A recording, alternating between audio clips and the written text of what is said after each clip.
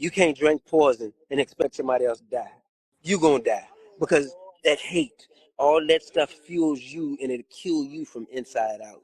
When you learn to take these things and make it work for you, you're in forgive them and pray for them.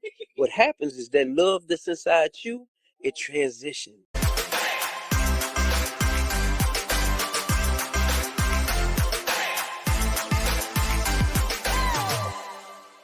I am Dr. Teresa A. Smith, Dr. Taz. Welcome to this edition of Talk with Taz. Today, I have Carlos Walker with me. Now, I refer to him as the artist because he's a self-taught artist. He's an author. He's a speaker whose journey began in one of the darkest places imaginable, a federal prison. Now, after serving some years for drug-related charges, he reignited a gift that he had when he was a much younger person before he went behind the bars.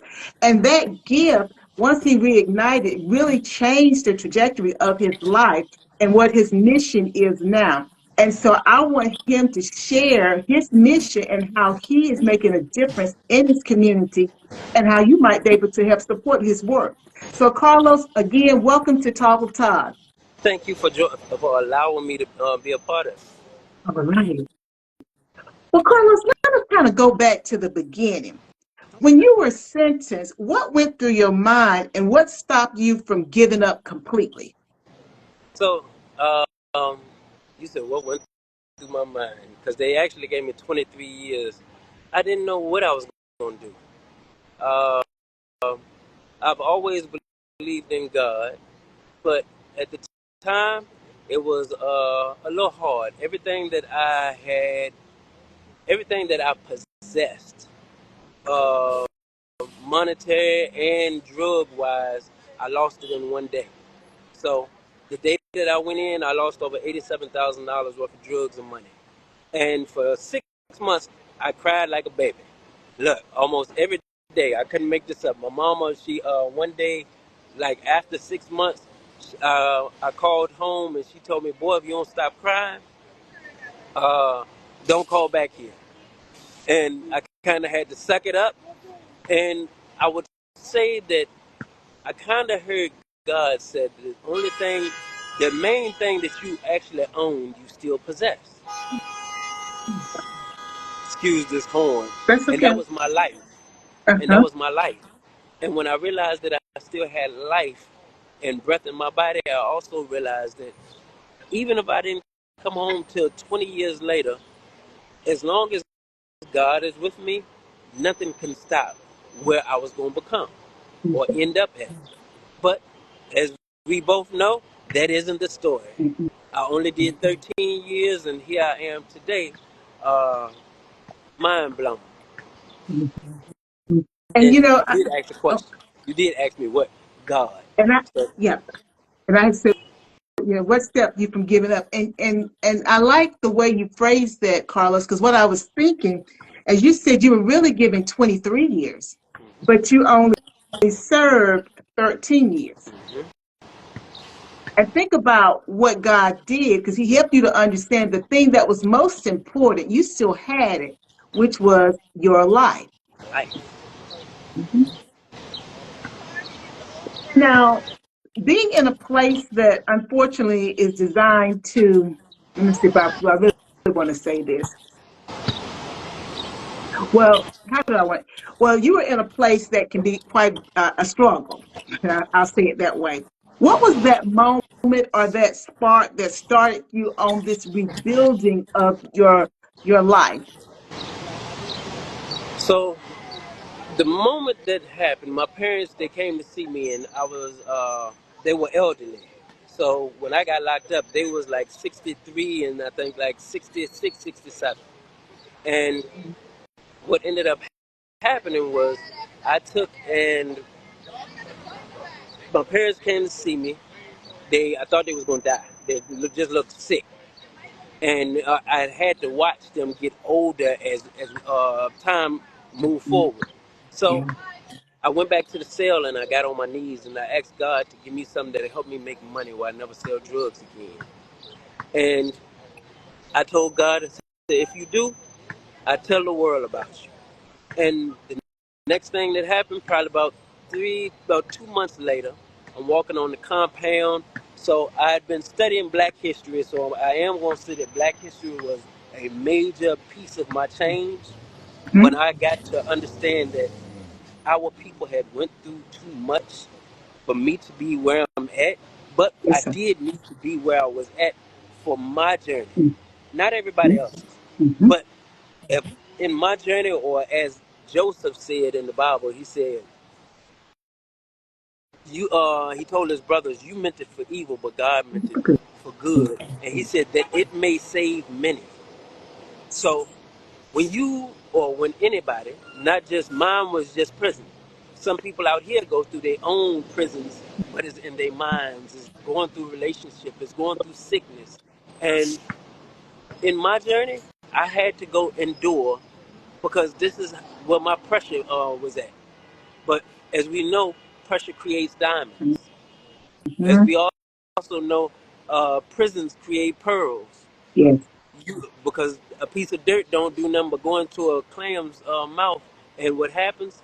It becomes all that saliva or spit that is you see over top, or that you see as the pearl. That's the beauty of it. It's Mm-hmm. your journey that transform you, and this is what happened. Carlos, I like the fact that you pointed out one that you always like Black history, and I love Joseph, and I was talking about him recently with someone, and the fact that you understood what seemed like it was going to break you was because God was going to make something good out of your being physically in prison. And I like the fact that you drew that distinction. You were behind bars, but there's those of us who are in prison now. We are walking every day, but we're in prison because of our mind, our thoughts, our relationships, so many different things. And it's important to recognize that as you move forward in your journey, so that that pearl can be refined and created and then given to you. Pearl now meaning for me, I'm talking about that life so that you can go about. I always like to still say the Father's business because we are here to do His bidding. We're here to Um, do his bit. so I like that. Now, I, now I think it's interesting because I've been looking at your art. That's who I call your artist. You read, okay, you knew that you were studying Black history, or you were becoming a student of Black history, and you understood that given our history, you had too much wisdom going through you to be where you were. How did you pick up the paintbrush or the sketch, whatever the pastels or whatever? How did you pick that up and then combine it with the Black history to create your own way of expressing yourself? Pain. Excuse my language. I was pissed off. Hmm. Hmm. I had learned Black history and I was mad. And during that period of time, it was between after Trayvon Martin, and I kept watching what everybody else had watched over and over and over again. I was seeing Black people on the news get murdered, get look at police brutality, and it angered me. And what God did was use my anger to give me rehabilitation of my mind. So what ended up happening? One day I'm walking on the compound and I see a black correction officer with his hands behind his back, and there was a white guy walking in front of him. And I told my friend, I said, "This look like this to be a black slave master and a white slave." Remember, I'd been studying Black history for 3.5 years, and Uh-huh. my friend said, "Yo, I can see that." So the next thing that happened, I forgot about the idea. About 2 months later, I'm walking on the, I'm going through a Black history book, and what I see uh, I see a picture of two white guys, and there was a black guy running in front of him, and there was a dog in there. And I looked and I said, "Oh," and the idea came back to me. And when the idea came back to me, I started that day reversing the roles of all the art. So what I did, it wasn't me knowing that I was writing a book. It was just me mad at the time, and God reworked my anger and let me know I knew that y'all was gonna go through this. But not Mhm. only did I know it, I made y'all the pearl. I made y'all what the world look at and marvel at.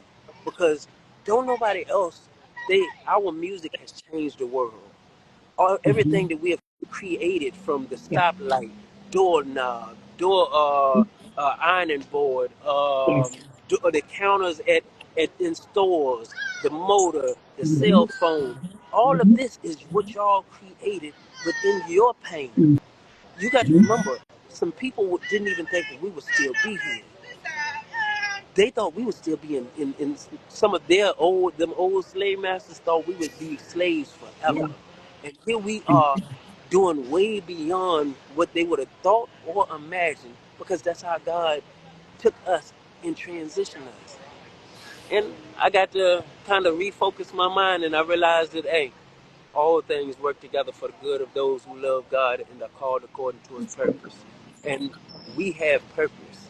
That's the reason why the world is what it is now. Now, Carlos, I like how you're weaving that. And a question just popped in my brain. You're right, we have purpose. So my question then becomes, when you look back now, and of course we understand, I understand that, and I think you would agree with me, you correct me if I'm wrong. You're at a place now where you understand that the prison was a part of your journey to get you to where you are now. Hmm. Now, my question is, I don't want to be radical, Yeah, but I'm please thinking do. about it from multiple perspectives. When we encounter these things that put us in the in the pit, because I'm going back to Joseph, so work with me.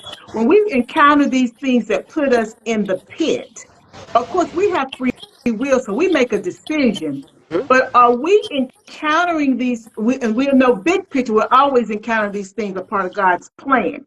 But for those who think they're putting us in the pit, is it their way of trying to ensure that we stay, for lack of a better word, in our place? Because it doesn't have to be a white person; it can be a black It could person be who's anybody. doing it. No, I say it could be anybody. But Exactly. So, is that what is happening? And then we have to be, white or black, have to be intellectually mindful. 'Cause I'm not talking IQ when I say that, but intellectually mindful of what is actually taking place. I put it this way. I, I look at life now, that things are meant to be the way they are. When people or opposition happens, it's supposed to happen. You don't get the best version of you unless you Without have it, it. without it. Uh, I heard my brother say recently, he said, he feel for those who ain't never been through anything. Because they, if, without contrast, you don't know how to appreciate. So, Mm-mm. Ooh, me personally, I look at life this way. Think of a whole day. What does it? What two parts does a day consist of? Day and night. day and night. So if I don't never understand night, I will never appreciate my day. Mm-mm. So while we think it's people, oh Lord, while we think it is people that are doing things to us, sometimes it's also God Uh-huh. pushing you to the next position. When Mhm. you lose a job, God is pushing you to another, but your mind is still on what I had, opposed to where's God taking me. When with me, I was planning on quitting selling drugs before I went to prison. But maybe, hey, in God's eyes, either you're moving too slow, Slow. or I need you to go understand what life is like for some Mhm. other people. So guess what? I can get you to the next stage where you can help and have a testimony to help others. Because, and one of I'm gonna say my favorite verse out of the Bible. It's Revelations 12 and 11. And they overcame by the blood of the Lamb and by the word Mhm. of their testimony. It's your testimony. People who ain't never did nothing, they got a testimony. They can't. They don't see it. But for people who have Mhm. went through something, you got a testimony that can help somebody realize that God still exists. You can Mhm. understand from a different part that, hey, without the things that I've been through, I wouldn't be the person that I am. Mhm. My second book is called The Autobiography of the Butterfly, How the Caterpillar Made It Through. And Mhm. it's about a butterfly telling its caterpillar story.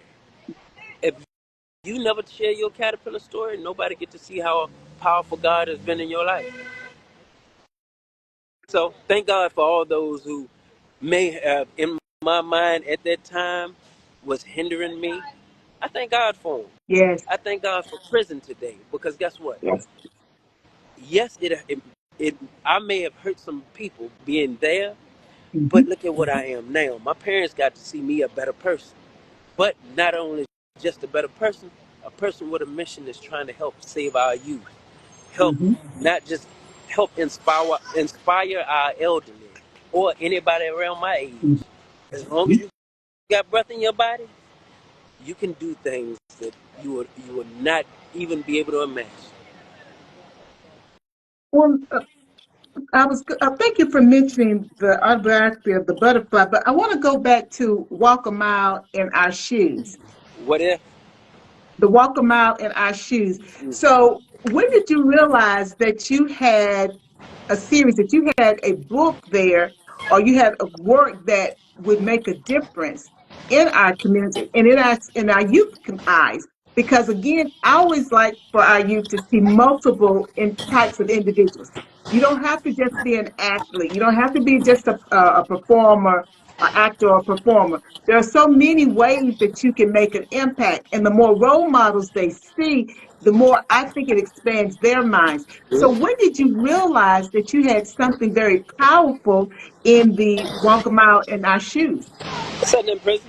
So when the idea came to me, one, I read the whole entire Bible and I started realizing certain stuff, and there was a few other books.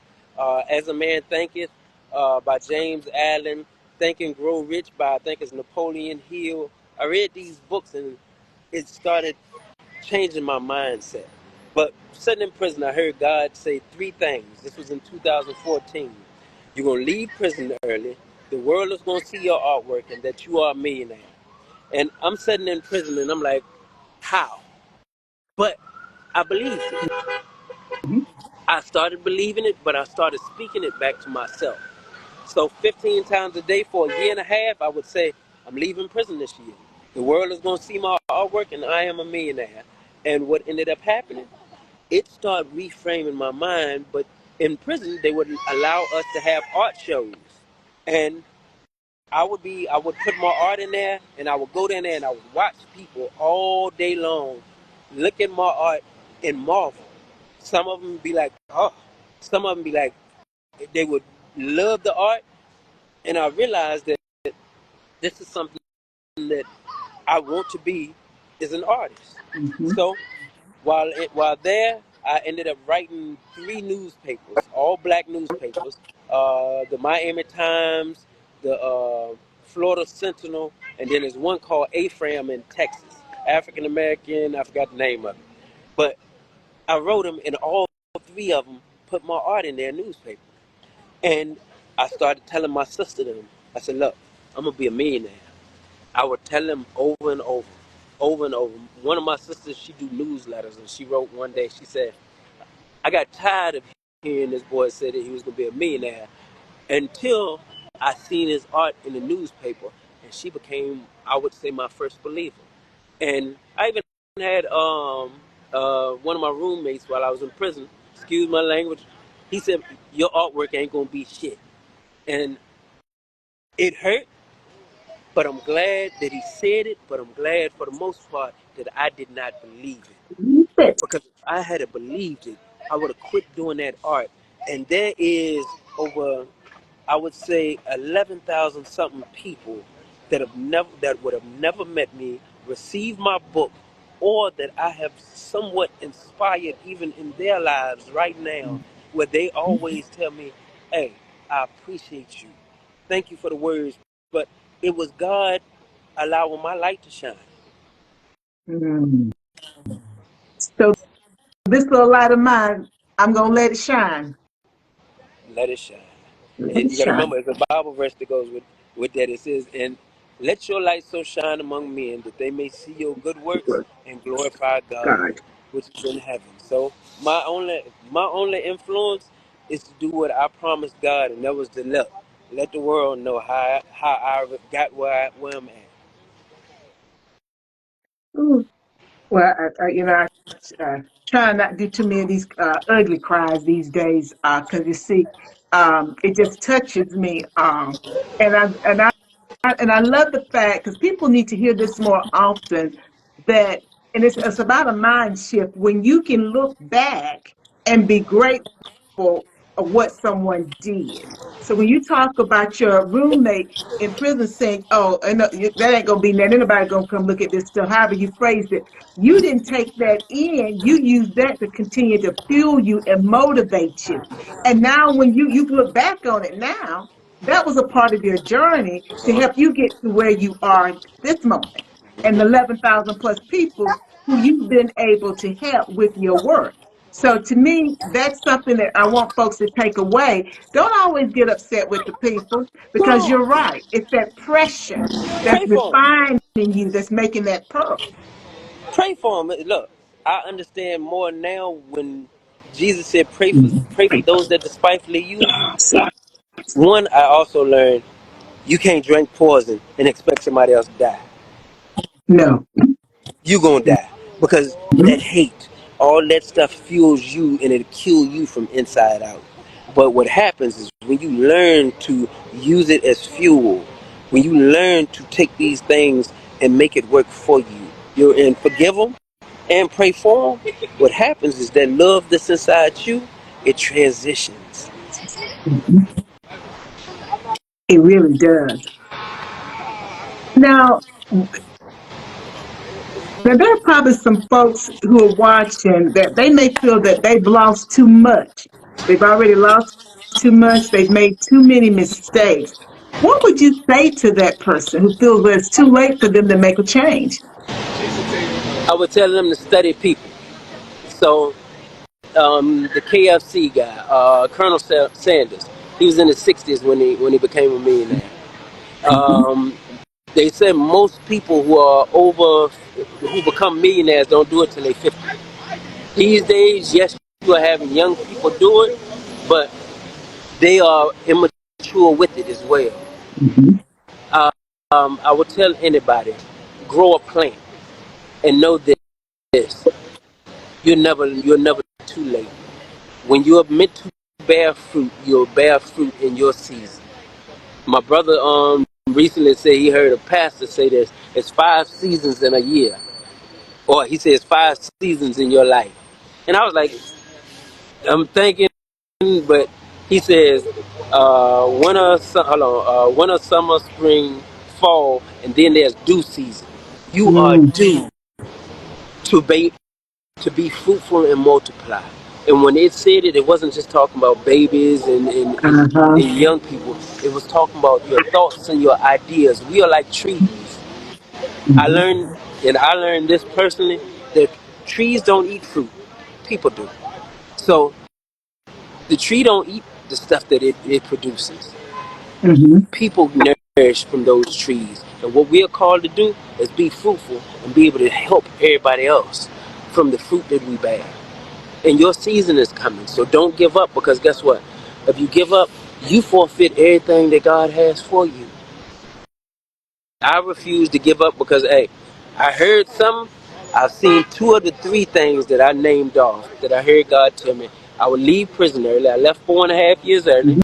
My artwork, God told me my artwork, the world will see my artwork. Right now, my artwork has been at the World Trade Center 3 years in a row. I've exhibited in D.C. twice, Baltimore twice, Florida, Georgia, Philly twice, Ohio now. I've sold over 12,000 copies of the book, but 11,700 been hand to hand and me signing every one of them. But in front of the African American Museum, I have sold anywhere between 8,500 and 9,500 books standing out here in the last 4 years. What I can tell you, you can quit if you want to. You will not reach your due season. Look, There's a thing called due season, and the $1 million is called the fruit of my labor. It's not even technically for me. I will be able to do as that tree do and help other people. I am called, and so are you, to help other people that they may be fruitful. But if you give up, the people that need to see you there won't see you there because you won't be there. Oh, I tell you, oh, Carlos, I may have to start calling you Carlos the preacher. Hmm. You said what? I may have to start calling you Carlos the preacher now instead of the artist. Because you are ministering to my soul. You are ministering to me today. So, before we wrap up,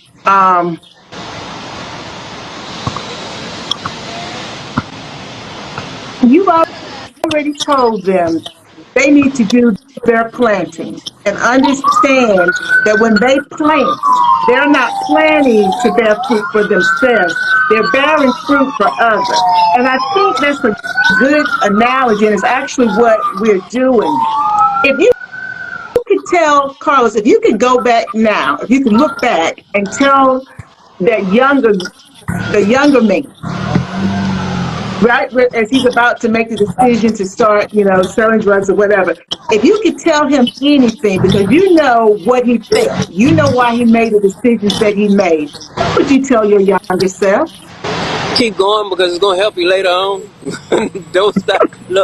Do what you're about to do, because if you don't do it, you will not be able to survive when everything is going to happen in your future. Look, as much as I hate that I poisoned our community, some things it need to be done to get you where you're going. The caterpillar. Yeah. The caterpillar, if you go and you look it up, it is destructive. It eat up everything that is in its way when it's a caterpillar. But then there's a time that it goes into its cocoon and reinvents itself. It takes off its old, it becomes a new creature. As the Bible tells you, become a new creature. It pulls off Mm-hmm. its old body, which is the worm, and becomes jailed inside of that cocoon. And Good God inside the Almighty.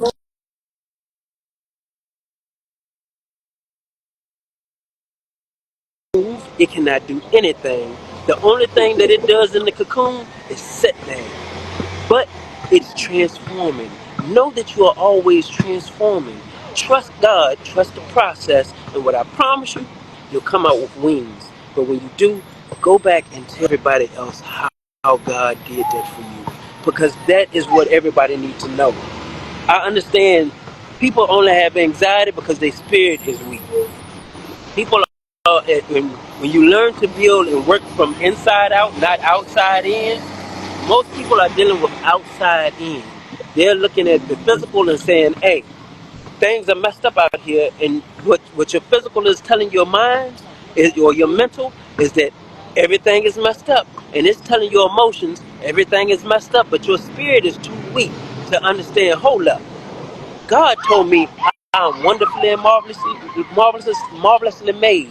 I am more than a conqueror. When you find out that He said, I will make your name great, and you dare to believe it, what happens is you start working from inside out, and your spirit start telling your emotions, calm down, we okay. Mm-hmm. We gonna make it through this. It tells your mental, look, God or my spirit just told me, look, calm down, this thing on, and then your outside changed. I only learned to be free from where I was at in a prison. I learned but to be free here. As a man thinketh in his heart, so is he.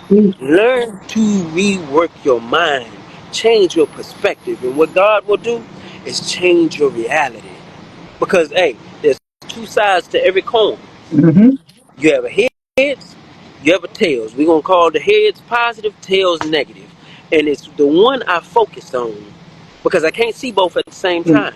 I know that they're both there, but if I focus on positivity, my whole life changes to positive. This ain't nothing but a computer. And I get to put what I want to in it. Mm-hmm. But if I choose to look at the negative, I only see negative. You have to rework your mind. And all I did or all God did was rework my mind because I learned to apply the principles that was in the Bible. Whatever you read, I mean, I would tell people read the Bible. Look, if you're a Muslim, read the Quran, read your book, learn what you believe. Now, me, I look, I'm a Christian. I learned what Jesus did, and I start working to be Christ-like. That's what it's like. That's what it's meant to be a Christian. Mhm. And a lot of us don't live this thing out now. And look, I have things that I'm still working on, but Absolutely. strive to be, and know that you are. People will say you're not perfect. You are for today, just for Mhm. today. For this moment, you're the best version of you than you have ever been. And tomorrow, you can be better. Yeah. In the next moment, you can be better. But for the moment, you are the best version Certain. of you. To me, I think you're perfect. Yeah. It doesn't matter about the flaws and what we think. Look at what God sees. God sees the butterfly. He Yeah. understands the caterpillar, and that the Mhm. caterpillar is what has to become. So then everybody else can see. Well, you had me teared up over here, Carlos, because I love my butterfly. I have butterfly jewelry because my whole platform is about transformation. And you had me when you started walking through the stages of the butterfly, and that parallel to what we encounter as human beings. You're gonna have to come back, Carlos. I'm just gonna tell you right now. You're gonna have to come back, You and we're got me. gonna have to pick a topic, and we're gonna roll with that one topic. You got me. Okay, okay. Carlos, please tell the audience how they can stay in contact with you, how they can get your artwork and your book. Look, follow me on Walker's underscore gallery too. This is my main page. This is where I post that. I do pretty much everything on. You can actually, it's a link up in my bio for Linktree. You can purchase both of my books on there. They're $25. I sign them, I ship them. And what else? What was the other one?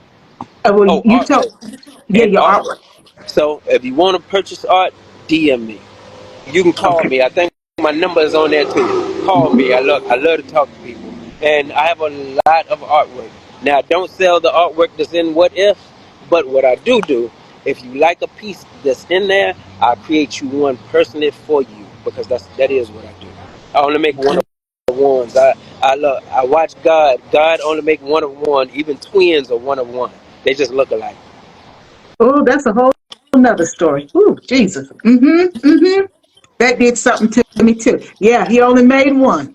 So that They should only let make us know one. that we got purpose and value. Look, he broke the mold. One of my friends, he always said, it took six out of 1 billion sperm cells. You made it. Made it. Yeah. You made it. You are here for a reason.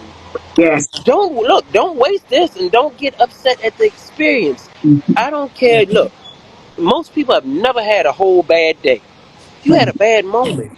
Don't allow one moment to mess up your whole day. And look, remember, people are supposed to leave here. We're not here forever. Both of Yeah. my parents passed since I've been home. I was here. What I Yes. will tell you, nurture your relationships. If you do got parents and they still here, look, don't take them for granted because they will leave. And if you got children and they leave before you, understand that God blessed you with them. Mm-hmm. Learn and understand that they are here for a reason, and you can help somebody else with your testimony. Mm-hmm. Use Mm-hmm. your story. Your story is the most powerful thing that you have. You are the main character of this story. Use it. Look, the good, the bad, the ugly, the beautiful, use it because it's all one day. It's all beautiful. Mm-hmm. It Mm-hmm. consists of it, and you need the darkness to even understand the good times. So love it.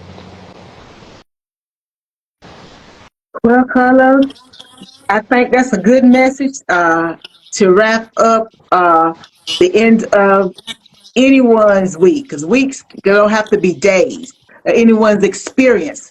That's the message to take. Yeah. Make that moment, that day, the best it could possibly be, because tomorrow is not promised. So nurture the relationships and nurture a relationship with yourself too. Because Yes. sometimes we'll nurture it with everybody else, but we forget that we got to nurture the relationship with ourselves first. So You can't again, love thank nobody you. until you learn to love you. That's it. You cannot, Carlos, and you just laid the foundation for my sign out. So, Carlos, again, thank you so much for being with me. I know I'm going to have you back. And to everybody that joined us, thank you also for being with us. And as you guys know, my sign off is before you go trying to take care of someone else, please make sure you take care of yourself first because you can't do it if you're not taking care of you. Until next time, bye now. Thank you, Thank you, Sarah. Carlos. Thank you too. Bye bye.